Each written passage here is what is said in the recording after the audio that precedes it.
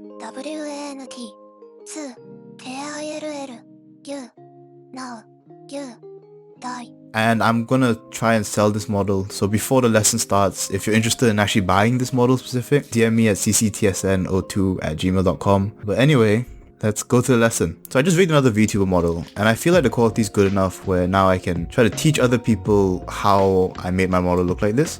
I'm assuming that you already know how to use Live 2D, and this is just more tips and tricks to make your models even better. So first thing you do is you think about themes. So this is just like what you want to add. So in my case, I wanted to make a Loli. I also wanted the theme to be like grey, because I'm in the UK right now and life is very grey, very dull. I wanted to make it cute as all hell, and I have some assets from a different model that I didn't make, so I just wanted to reuse that and add some fire to the model. So in general, when it comes to art, figure out your motivation. I generally don't care about figure or form or all those like fundamentals that you're gonna be learning. The only real way to learn art is you figure out what you want to do and why you want to do it, and you use that as motivation. So it's gonna start out shit, but it doesn't matter because you just want to keep doing it. So I had a friend who wanted to learn how to draw horses, and I told him why. You're not interested in horses at all. Obviously you're learning the fundamentals of sketching and like composition, but if you're not interested in horses, you're gonna drop it. So sure enough, he dropped it after like a month. Plan everything before you draw. So I knew I wanted to put a hoodie up, and before I even start rigging, I'm thinking about like how this is gonna work, which layers I need to separate. When it actually comes to rigging, it's much more simpler, because if you work in the reverse, which is what I did for the horns, it's kind of shit.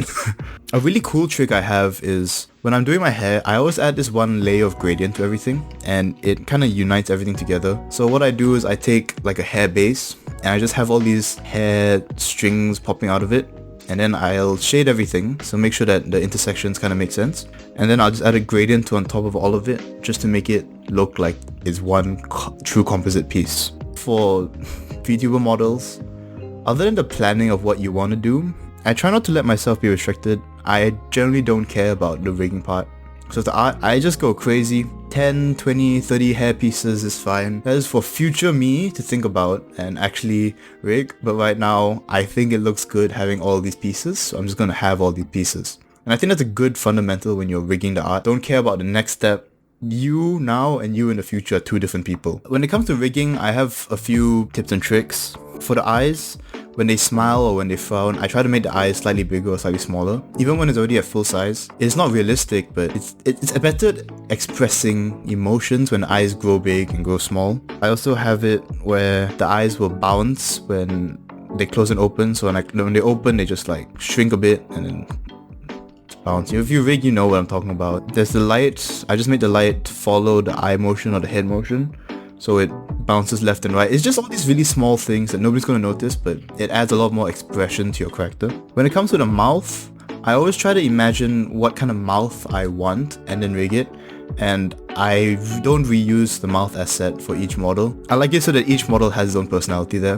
When I say have an image in mind, I literally mean like a reference image. Like pull up your favorite character and see how their mouth opens and closes and what's their neutral position and all that stuff. Keep the mouth very basic when I import it. It's just 2 lines and a bit of like extra skin color so that it's like a mask effect, and then I'll rig it from there. I like to skin my hair a lot. You break off the hair part into many small like hair chunks, and then you glue each chunk together, and then they all bounce together. So like even a short piece of hair for me will have like 3 or 4 parts which I skin, and I think to me it makes it a lot more expressive.